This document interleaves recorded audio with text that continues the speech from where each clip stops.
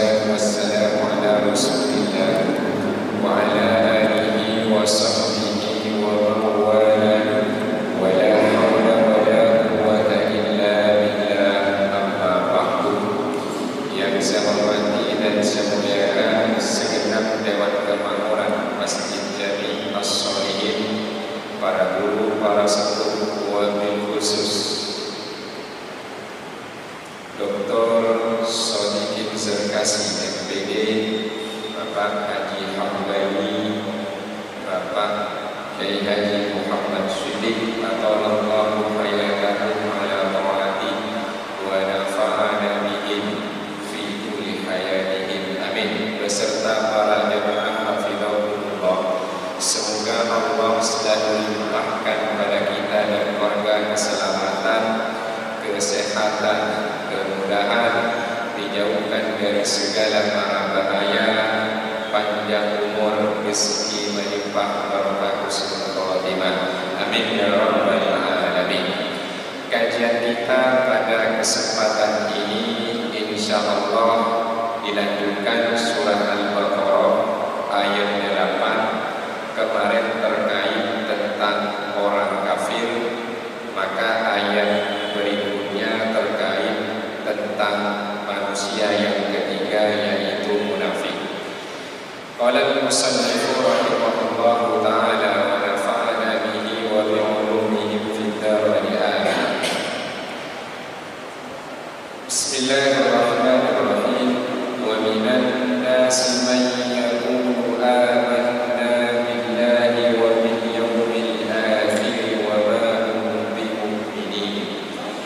يخادعون الله والذين آمنوا وما يخدعون إلا أنفسهم وما يشعرون في قلوبهم مرض فزادهم الله مرضا ولهم عذاب أليم بما كانوا يكذبون. Sebelumnya terkait tentang orang beriman, kemudian dilanjutkan tentang orang kafir, pada kesempatan ini tentang orang munafik. Berarti manusia itu ada tiga. Yang pertama adalah orang beriman, yang kedua orang kafir, yang ketiga orang munafik. Wa minan nasi may yaqulu, di antara manusia ada yang bilang begini, amanna billahi wal yaumil akhir, kami ini beriman kepada Allah dan beriman kepada hari akhir. Tetapi kata Allah, wa ma hum bimu'minin, mereka sejatinya tidak beriman. Ini menunjukkan ada tipe manusia hipokrit. Jadi kalau dalam terminologi akademik namanya hipokrit, yaitu munafik. Antara yang diucapkan dengan yang ada di hati itu berbeda. Antara yang ditampakkan dengan yang disembunyikan itu berbeda. Itu namanya adalah hipokrit, atau kita kenal dengan orang munafik.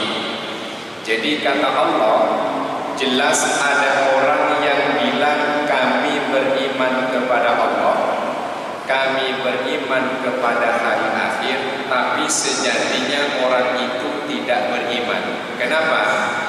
Karena memang batinnya itu kafir, luarnya menampakkan keimanan. Artinya apa? Luar dan dalam tidak seperti golongan yang pertama dan kedua. Kalau yang pertama luar menampakkan iman karena memang di dalamnya iman. Kalau golongan manusia yang kedua, luarnya yang nampak itu adalah kekufuran karena dalamnya memang kufur. Yang ketiga ini kolaborasi antar keduanya. Luarnya seperti orang beriman, tapi hakikat batinnya dirinya sejatinya adalah kafir. Nah, mudah-mudahan Allah hindarkan kita dari kelompok-kelompok yang ketiga ini. Baik kita menjadi golongan dari mereka atau kita nanti ada di antara lingkaran-lingkaran kelompok yang ketiga ini. Kenapa? Karena lebih berbahaya dibanding orang kafir. Orang kafir jelas nampak kekufurannya, nampak keingkarannya, nampak permusuhannya. Tapi kalau orang munafik yang nampak sama seperti kita yang beriman, tapi sejatinya dalamnya yaitu adalah musuh orang beriman. Ini yang perlu kita waspadai. Karena orang-orang yang demikian ini sulit untuk kita deteksi. Atau jangan-jangan kita sendiri masuk golongan orang yang punya kriteria itu.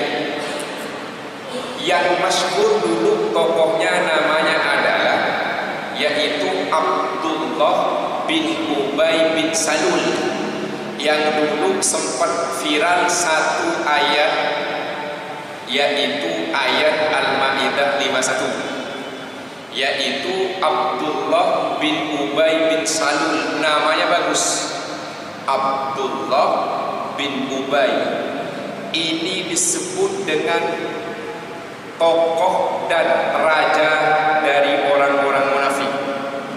Jadi Abdullah bin Ubay bin Salul. Karena sulit untuk bisa mengetahui orang-orang munafik itu, karena mereka mirip dengan orang beriman, lalu Nabi memberikan informasi tentang ciri-cirinya. Ciri pertama adalah, kata Nabi, idza haddatsa kadzaba.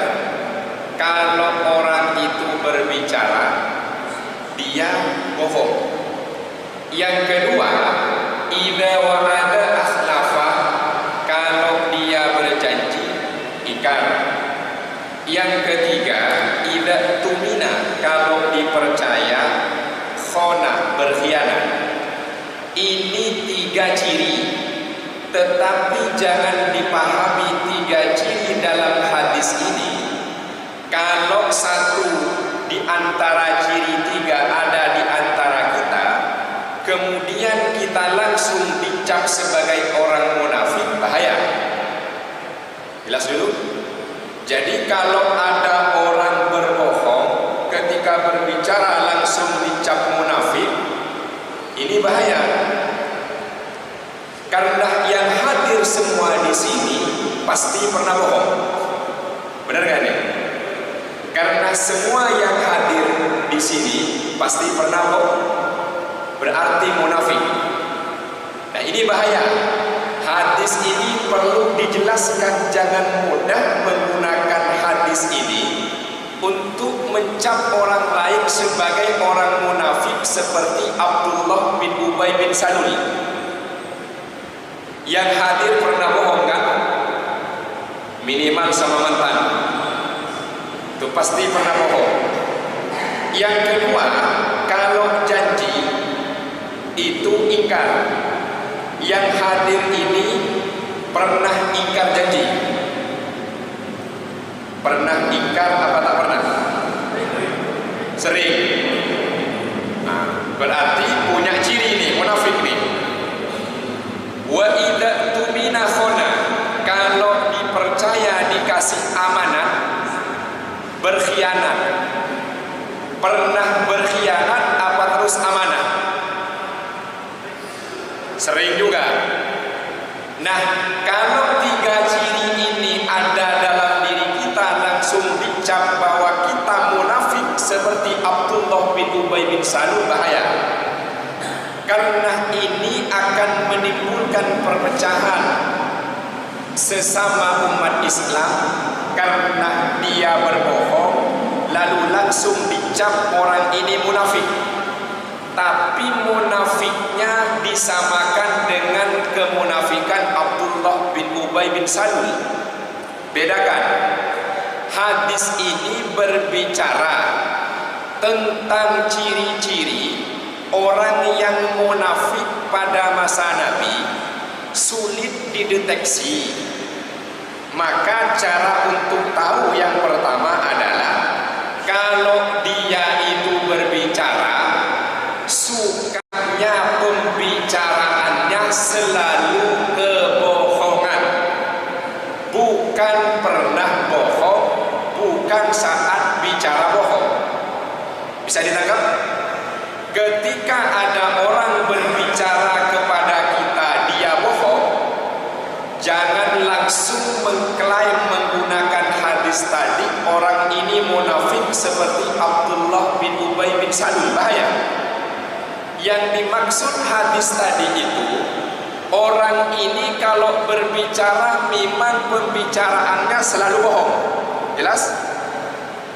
Yang kedua, kalau ada orang berjanji dengan kita lalu dia ingkar janji saat itu, jangan dicap orang itu munafik seperti munafiknya Abdullah bin Ubay bin Salul. Sebab orang-orang munafik yang dulu dalam hadis ini yang dimaksud, kalau janji memang kerjaannya selalu mengingkari.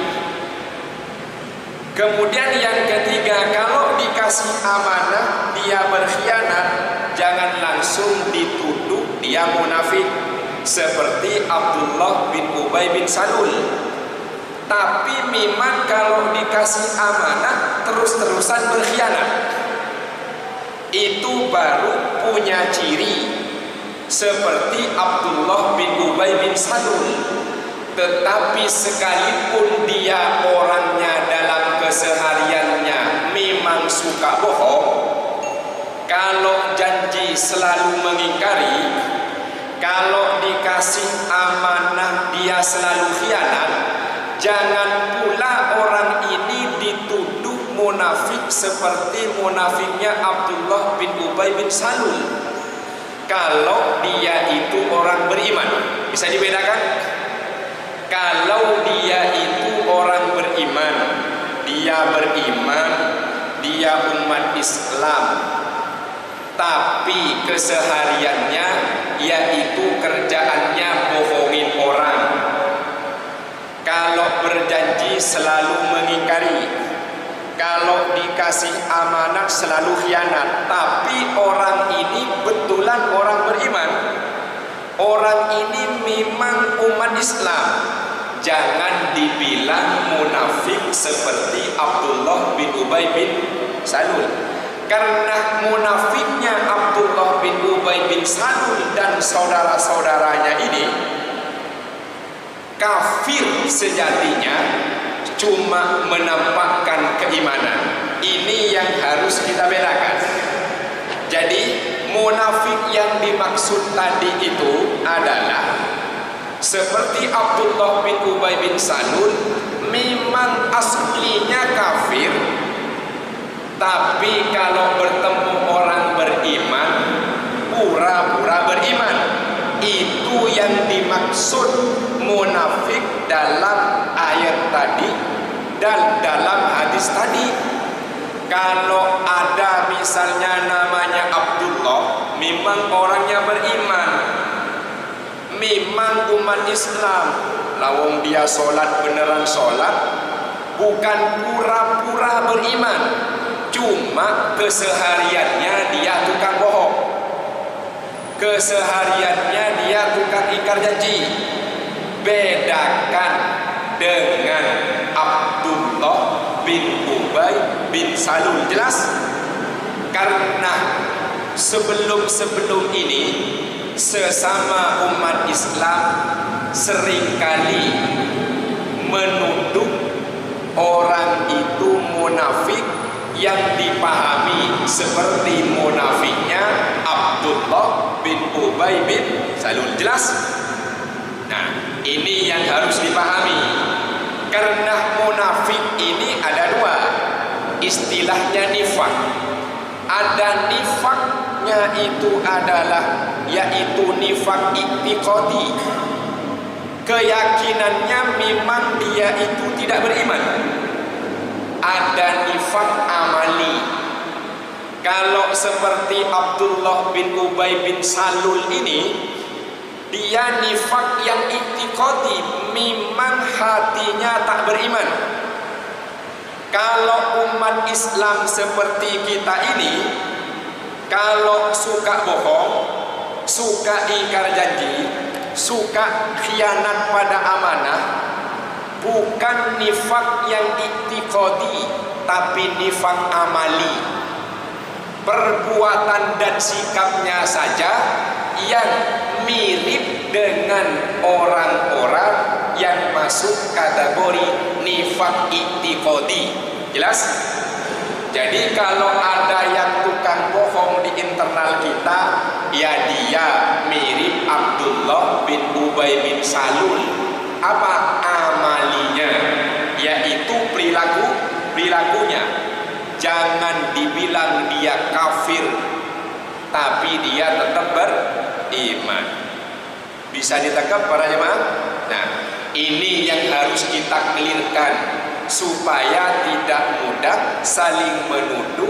Kalau ada orang yang dibohongi lalu menuduh pelakunya itu sebagai munafik, yang dipahami dia kafir tapi pura-pura beriman. Kalau ini kemudian disamaratakan, saya yakin yang hadir ini itu masuk semua, masuk kategori munafik. Lawang bohong juga sering, ya. Kemudian ingkar janji juga sering, berkhianat pada amanat juga sering. Nah, sudah komplitlah kita. Tapi tetap bukan munafiknya seperti yang dimaksud di ayat wa minan nasi may yaqulu amanna billahi wa bil yaumil akhir wa ma hum bimumin, karena kita minal mu'minin. Sallu ala nabi Muhammad, Allahumma salli wa sallim wa barik alaihi. Selanjutnya adalah yaitu yukhadi'unallaha. Yukhadi'unallaha. Ini kata yang ahli qiraat bisa dibaca yaitu yukhadi'unallaha sama atau yakhda'una. Kan ayatnya itu bunyi enggak? Yukhadi'unallaha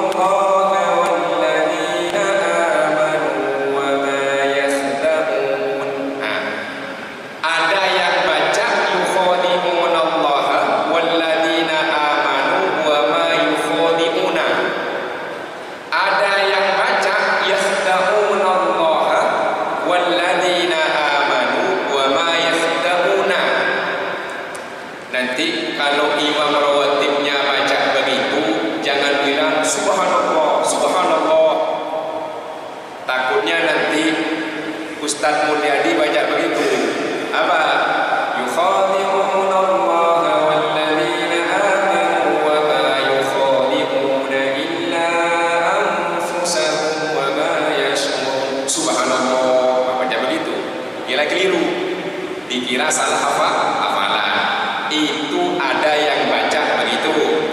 Kemudian yang tibun ada yang baca yukadzibun. Jadi ada yang baca yakdzibun, ada yang baca yukadzibun. Jadi jangan kaget kalau besok-besok misalnya pergi ke Maroko, ada yang beda bacaannya dengan Quran kita. Kalau pergi ke daerah Afrika Andalus, itu jangan kaget, bukan Qurannya yang salah, kita yang baru dengar, kita yang baru dengar. Nah, kemudian berikutnya apa yang dimaksud dengan yukhadi'unallah? Jadi mereka orang-orang munafik yang nifak i'tiqadi ini merasa sudah menipu. Siapa yang ditipu?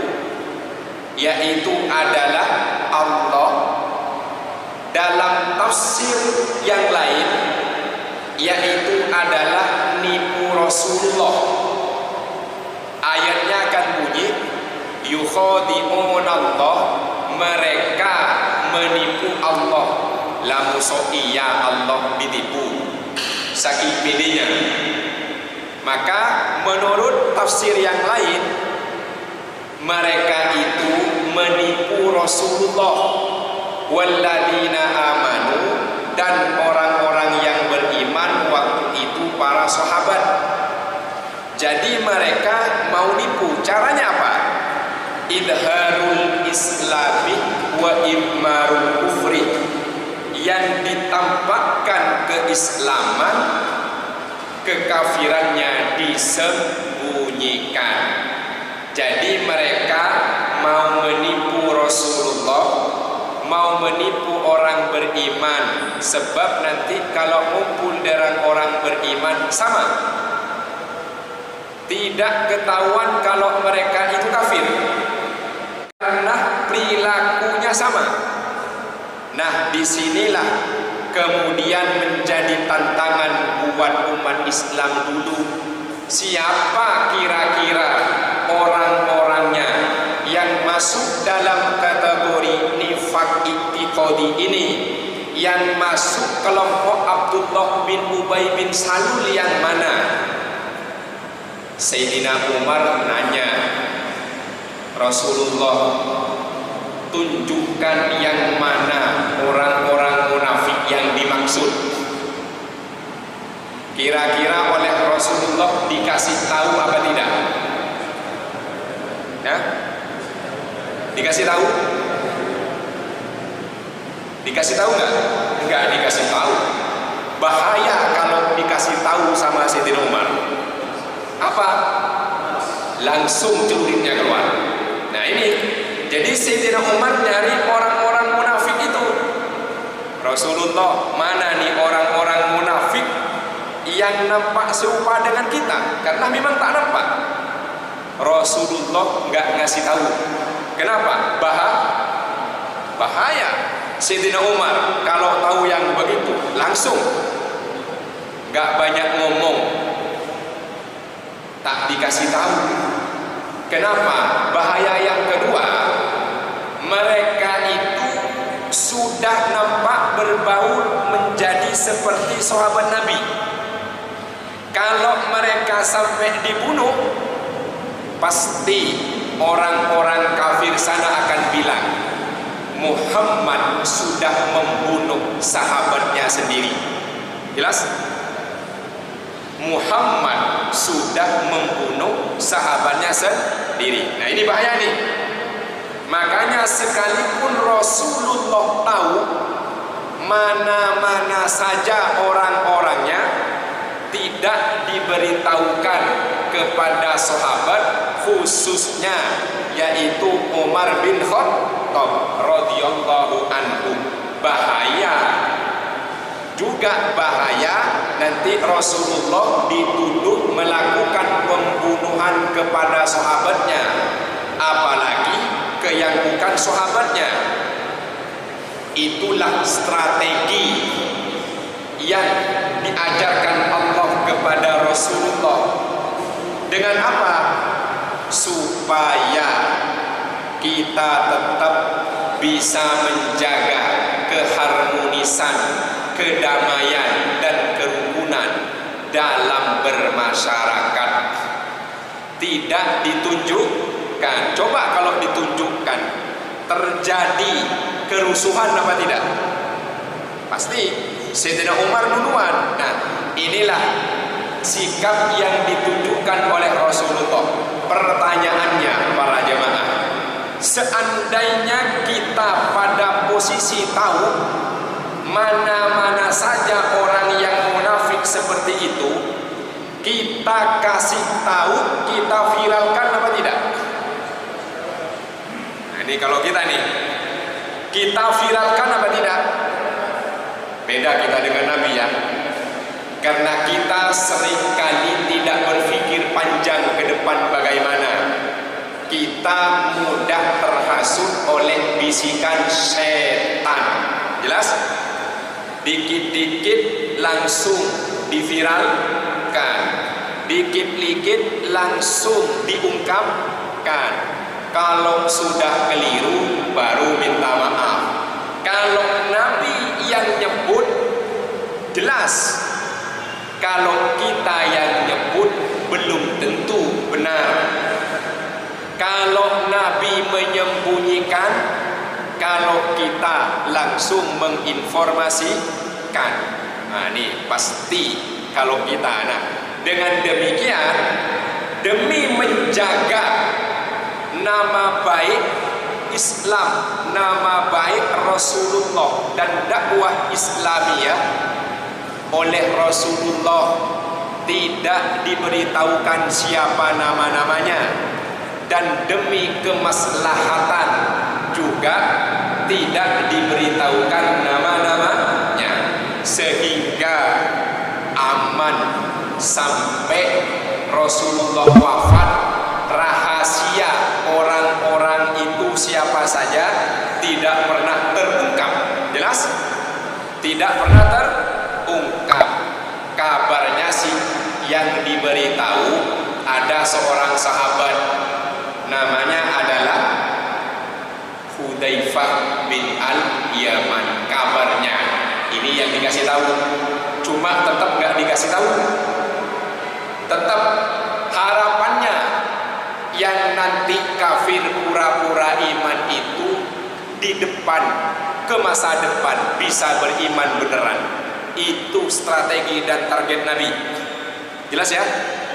Jadi yang tadi kafir tidak disebutkan menampakkan keimanan, tetap diharapkan mudah-mudahan ke depan itu beneran jadi orang beriman. Itu harapan Nabi. Karena siapapun manusianya tetap namanya umat Nabi Muhammad. Pasti Nabi ingin manusia itu beriman kepada Allah dan kepada Rasulullah dengan iman yang sebenar-benarnya. Itulah kemauan Nabi. Karena Nabi kita diutus untuk seluruh umat manusia. Wa ma arsalnaka illa kaffatan lin-nasi basyiran wa nadhira walakinna aktsaran nasi la ya'lamun. Kami utus dirimu untuk seluruh umat manusia. Ayat tadi nyebutin di antara umat manusia ada yang kafir, ada yang munafik. Jadi Nabi diutus untuk seluruh golongan umat manusia, termasuk yang kafir nyata, yang kafir disembunyikan. Itu umat Nabi. Harapan Nabi mereka menjadi orang beriman. Kalau harapan kita orang kafir dan orang munafik, itu harapan kita mereka beriman apa? Supaya cepat dapat panggilan dari Allah yang rahman. Monggo. Nih. Kalau kita nih, kalau Nabi kita berharap memohon pada Allah, orang yang kafir terang-terangan, yang kafirnya disembunyikan, harapan Nabi mereka jadi orang beriman. Betul. Sekarang buat kita pertanyaannya, kita berharap orang yang kafir terang-terangan, yang kafirnya disembunyikan, kita berharap mereka biar beriman, apa kita berharap cepat dipanggil oleh Tuhan? Nah, biar cepat mati katanya tuh. Ya, biar cepat mati, cepat dipanggil tuh Tuhan. Beda ternyata kita ya. Beda. Nabi ingin yang kafir supaya beriman. yang munafik supaya beriman, lah kita umatnya pengen yang kafir cepat mati. Jelas ya? Loh, kok kita berseberangan dengan Nabi kalau demikian? Jelas ya? Lah terus kita ini apa gunanya kalau cuma beriman sendiri nggak bisa menjadikan orang beriman? Jelas ya? Ternyata kita selama ini berseberangan dengan, saya ulang nih, Nabi itu ingin orang kafir yang terang-terangan maupun sembunyi-sembunyi supaya beriman apa supaya cepat mati? Beriman. Kalau kita pengennya mereka cepat mati kan? Sudah beda kita dengan Nabi. Jelas ya? Itu yang harus diluruskan dalam diri kita. Harapannya mereka yang kafir terang-terangan maupun disembunyikan oleh Allah diberikan hidayah jadi orang beriman, makin banyak jumlah umat Islam. Syukur-syukur yang seperti Sayyidina Umar nanti jadinya. Nih imannya kita, Islamnya kita ini Islam rata-rata apa seperti Islamnya Sayyidina Umar? Ya? Islam rata-rata kan? Wah itu wajar. Coba dulu Sayyidina Umar mendatangi Nabi ingin bersyahadat apa ingin membunuh Nabi? Membunuh. Yang lain itu, yang lain mudah ikut kan? Umum sudah. Tapi Sayyidina Umar setelah beriman jadi terdepan kan? Oke. Kita kan bukan siapa-siapa. Jadi umat Islam kan ternyata gini-gini aja. Gini-gini aja kan? Punya pengaruh juga enggak? Jadi pembela terdepan juga nanggung. Tapi sekelas Sayyidina Umar yang tadinya paling memusuhi Nabi, berangkat ingin membunuh Nabi, setelah dapat hidayah jadi terdepan untuk bela Nabi. Jelas? Nah, harapan kita orang-orang yang di luar sana mudah-mudahan dapat hidayah. Ada yang seperti Sayyidina Umar, ada yang seperti Abu Bakar, ada yang seperti Sayyidina Utsman. Jelas? Nah, ini harapannya nih. Mari kita selalu mohon kepada Allah supaya iman kita dijaga. Yang masih saudara semanusia oleh Allah diberikan hidayah dan beriman, betul-betul beriman secara hakiki. Amin ya rabbal alamin. Sudah nyampe? Saya kira bunyi apa tadi? Belum ya? Nah, ini kata Allah nih, wa ma yakhda'una illa anfusahum. Mereka sejatinya sudah nipu diri sendiri. Sudah nipu diri sendiri. Kenapa? Merasa tak ketahuan, tapi ketahuan. Merasa sukses ngibulin, ternyata mereka ngibulin dirinya sendiri. Nah, hati-hati kalau kita punya sifat karakter seperti orang-orang munafik ini, takutnya lama-lama keenakan dari nifak amali, naudzubillah, jatuh ke nifak i'tiqadi. Selama ini dikenal sebagai muslim karena sering bohong, sering ingkar janji, sering berkhianat, tetap kelihatan sebagai muslim oleh saudaranya. Lama-lama ngumpul dengan yang sesama, enak pindah kan? Pindah ke kamar sebelah, pindah konversi agama, pindah agama kan nggak ketahuan. Cuma yang kelihatan oleh teman-teman yang dulu dan masyarakat sekitar, dia tetap kelihatan seperti orang ternyata sekarang sudah menjadi kafir.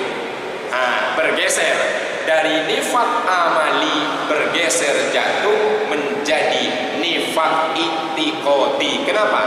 Karena sudah mendarah daging nifak amalinya. Lama-lama keenakan ikut ke sebelah karena dikasih PC. Apa bedanya dengan iblis? Nah, Apa bedanya dengan iblis? Iblis kan beriman dia. nah ini pertanyaan bagus nih. Amalinya nggak pernah saya yang sama masuk ke. Nih, apa bedanya sama iblis? Beda gelar. Iblis namanya Azazil, gelarnya iblis. Kan begitu? Iblis kan beriman. Kan begitu? Kita beriman ya. Iblis pelanggarannya sekali. Jelas? Nih, iblis pelanggarannya sekali. Kita melanggarnya berapa kali? Hah? Berarti lebih keren iblis apa kita? Kan itu pertanyaannya kan? Jadi kita beriman, Azazil beriman. Azazil melanggar satu kali, membangkang satu kali saat diperintah sujud. Nah kita berapa kali membangkang? Wah keren kan kita? Oke, yang enak bandingin sama Nabi Adam aja. Nabi Adam melanggar sekali, kita melanggarnya kali-kali. Nabi Adam yang di surga sekali melanggar, Azazil yang di surga sekali membangkang. Dua-duanya diusir ke surga dari surga. Jelas ya? Iblis namanya Azazil, satu kali membangkang, diusir dari surga. Nabi Adam sekali melanggar, diusir dari surga. Nah kita nggak pernah ada di surga, sering melanggar, sering membangkang. Kira-kira gampang nggak ke surga? Hah? Yang di dalam aja sekali melanggar diusir, sekali membangkang diusir. Kita yang di luar sering melanggar, sering membangkang, pede banget gampang masuk surga. Gak boleh masuk ya, tapi mudah-mudahan karena kita umat Nabi Muhammad dapat syafaat di hari kiamat. Karena yang pertama kasih syafaat adalah Nabi Muhammad. Amin ya rabbal alamin. Bisa ditangkap? Nah. Belum? Kok ada lagi diskusi? Kalau nggak ada berarti dipahami semua, atau betul-betul nggak paham. Tapi insya Allah dipahami ya. Ya baik, saya kira itu. Mudah-mudahan mindset kita tentang orang munafik tak lagi mudah kita tunjuk kepada saudara sesama umat Islam. Mindset kita tentang orang munafik tidak ada pada diri kita, iya, tapi jangan keseringan, takutnya beneran. Dari nifak amali jatuh ke nifak i'tiqadi karena keenakan. Jelas? Saya kira itu yang dapat kita kaji pada kesempatan malam ini. Mudah-mudahan manfaat, ilmu kita makin meningkat. Mudah-mudahan amal ibadah kita oleh Allah Subhanahu wa taala selalu dicatat dan mudah-mudahan jadi bekal untuk akhirat. Amin ya rabbal alamin. Wallahu a'lam bissawab. Subhanakallahumma wa bihamdika asyhadu an la ilaha illa anta astaghfiruka wa atubu ilaik. Hasbunallahu wa ni'mal wakil. Wassalamu alaikum warahmatullahi